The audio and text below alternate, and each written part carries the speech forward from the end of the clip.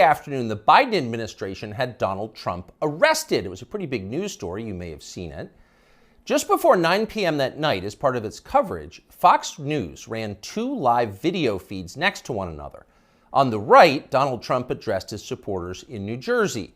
On the left, Joe Biden spoke at an event for the Secretary General of NATO in Washington. Beneath those videos at the bottom of the screen, Fox's banner read this way, quote, "Wannabe dictator speaks at the White House after having his political rival arrested." Those words were up for less than 30 seconds, but the effect was immediate. Inside Fox, the women who run the network panicked. First, they scolded the producer who put the banner on the screen. Less than 24 hours after that, he resigned. He'd been at Fox for more than a decade. He was considered one of the most capable people in the building. He offered to stay for the customary 2 weeks, but Fox told him to clear out his desk and leave immediately. Then the company issued a public apology for the 27-second-long wannabe dictator line. Quote, "The chyron was taken down immediately," Fox's PR department said, and then added ominously it was, quote, "addressed." That was all true, but it was not enough to save Fox News from the ensuing scandal. For a time in the rest of the media, Fox's assessment of Donald Trump's arrest seemed to overshadow Trump's arrest itself. Suggesting that Biden is a dictator, declared the Washington Post, quote, "crossed the line." Alexander Vindman agreed strongly. Vindman is the perennial MSNBC guest and full-time Ukraine promoter you may remember from Russiagate. On Twitter, he demanded that the Pentagon pull Fox News from all military bases. It is, quote, "absolutely unacceptable for American Forces Network to carry programming that directly, spuriously, attacks the Commander-in-Chief of American Armed Forces," Vindman wrote. In other words, Joe Biden must ban all criticism of himself because that's what non-dictators do. John Cusack went further still. "For the crime of calling Biden a dictator, Fox should be shut down," wrote the 80s-era movie star. Quote, "The government has to take away their broadcasting license." And so on. It was all over the internet. Democrats were very, very angry. But why were they angry? If the banner on Fox was false, why the hysteria? Lies don't seem to bother anyone anymore. If some cable news producer had called Joe Biden a genius or accused him of being secretly Sudanese, would anyone be yelling about it? Would Fox News have apologized for it? Probably not. But calling Joe Biden a wannabe dictator, that stung. So you've got to wonder, if you're being honest with yourself, is Joe Biden a wannabe dictator? That question came up yesterday at the White House briefing. Here's how it went. Last night, Fox News ran a chyron that referred to the president as a wannabe dictator, and I'm wondering if the White House has any comment on that. So look, there are probably about 787 million things that I can say about this. That was wrong about what we saw last night, but I don't think I'm going to get into it. There's no comment the White House has on. I think I just commented. Oh, no comment necessary. Of course Joe Biden's not a wannabe dictator. Just because he's trying to put the other candidate in prison for the rest of his life for a crime he himself committed doesn't mean he has a totalitarian impulse. Come on, that's absurd. It takes a lot more than jailing your political rivals to earn the title wannabe dictator. That's the consensus in Washington tonight. And in some ways, for once, the consensus may be right. It is not a small thing to be a wannabe dictator. It's quite a process. There are a lot of steps. First off, there is the money. The one thing that all dictators have in common is they enrich themselves and their families, their tribe, even as the countries they govern grow steadily poorer and more desperate. They take kickbacks from businesses and from other dictators. They use the official functions of their government to funnel cash to themselves. They don't bother to hide the fruits of this. They live in garish mansions with big lawns, far from the teeming cities, even as their own citizens languish in growing poverty, in some cases literally living in tents on the street. So they don't really hide it, it's all pretty blatant. And ordinary people resent it. Of course they do, and wannabe dictators know they resent it, but they don't care. There's nothing the population can do about it in a dictatorship. It's no longer possible to fight injustice in a system like that. People can't gather in large numbers to protest the rule of the dictator. If they try that, they'll be arrested by his state security services, even years after the fact. A visit from men in body armor at the breakfast table. That happens.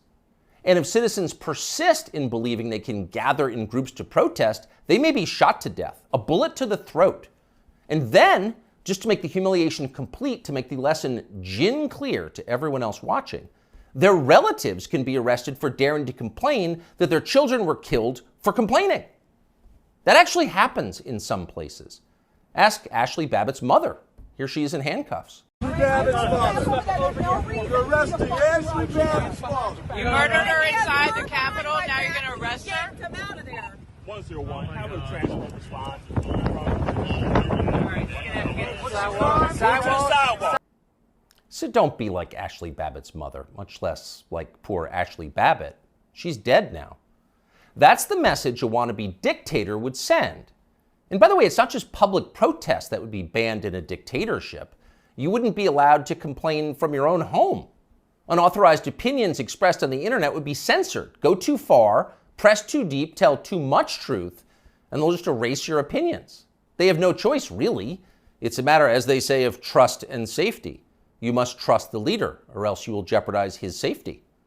Not that you really can jeopardize his safety at this point. The leader has nuclear weapons, and you don't. He'll remind you of that from time to time. And in any case, you're in the process of being disarmed anyway, along with everyone else who has shown questionable loyalty to the leader. Those who support the regime can keep their weapons and use them freely, including on public transportation. That's a core civil right for them. But for those who dissent from the program, self-defense is an unaffordable privilege. Turn in your guns, Mr. and Mrs. Peaceful Opposition. You're a danger to society, and we know who you are. And in fact, the wannabe dictator does know who they are because he knows everything. Technology has made him all-seeing. A report in Wired magazine just this week revealed that the highly non-dictatorial Biden administration is busy tracking the phones of millions of Americans without their knowledge and without bothering to get a warrant. And at the same time, the same non-dictatorial administration is stockpiling a massive trove of damaging information about these same Americans, to be used at some point, we are sure, for entirely noble purposes. So the administration now knows everything: where you spend your days, who you talk to, what you think, your porn habits. Not a big deal. The administration already knows what you buy, of course, because they've leaned on the big banks to turn over your confidential credit card information. Not because anyone here is a wannabe dictator, to be clear, but just because. It's nice to have that information, just in case, in the words of the Fox News PR department, a situation arises that needs to be, quote, addressed. It's all totally normal. It's not a dictatorship, okay? But in the end, the main reason you know Joe Biden is not a wannabe dictator is because he just does not fit the profile as a man. Dictators have that look. You know one when you see one. Dictators build cults of personality around themselves, and they use those cults to deny the glaringly obvious. In his later years, to name just one example, North Korean dictator Kim Il-sung developed an enormous baseball-sized tumor on the back of his neck.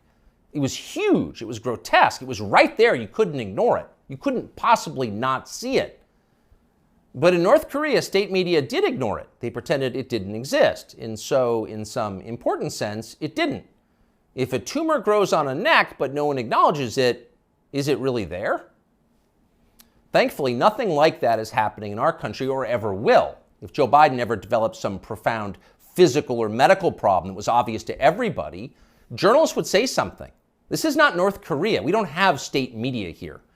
If Joe Biden was, say, incapable of completing a full sentence, or mistook his sister for his wife, or suddenly started falling down in public for no reason, the New York Times would report on that and then get to the bottom of what was actually happening. That would be its duty in a free country like ours. It's not like they would cover it up. The very idea of a cover-up sounds like a conspiracy theory, a dangerous one, actually, so stop it.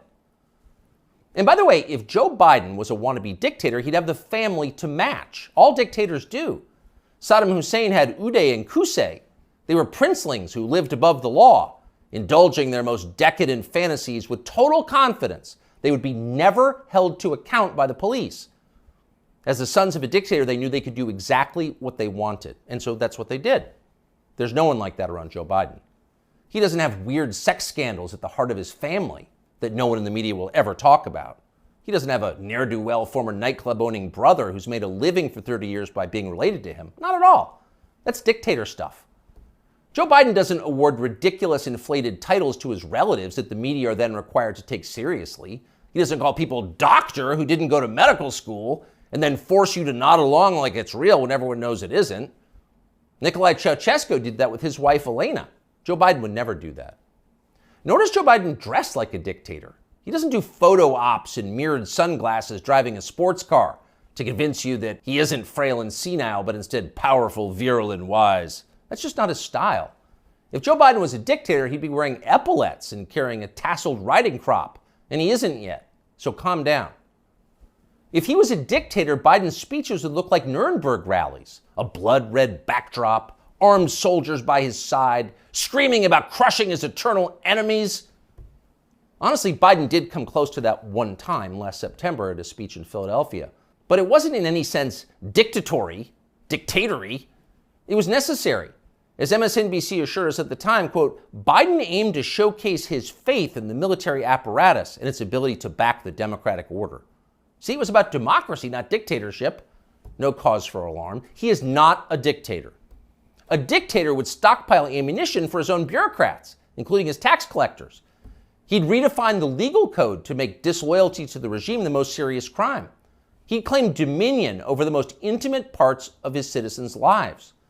He'd define what attitudes they were allowed to have about sex and religion and how to raise their families.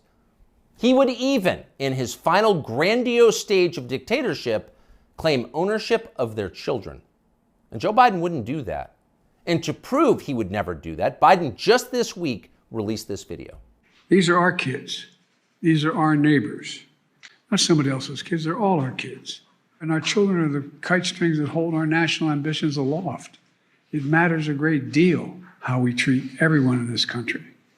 LGBTQ Americans, especially children, you're loved, you're heard, and this administration has your back. See? Joe Biden isn't saying your children belong to him like a dictator would. He's saying something very different from that. He's saying America's children are, quote, our children. Not his alone, ours. You share your children with Joe Biden evenly, right down the middle, with alternating weekends. You've got joint custody with Joe Biden, and you can thank heaven that you do. A nation is like a family. Every family has a head, a father. That's Joe Biden, our nation's father. And this, ladies and gentlemen, is now his fatherland. Just don't call it a dictatorship, or we'll have to issue a statement disavowing you. Younger people say the news is full of lies. Kennedy's motorcade. 239 people. The death of Jeffrey Epstein.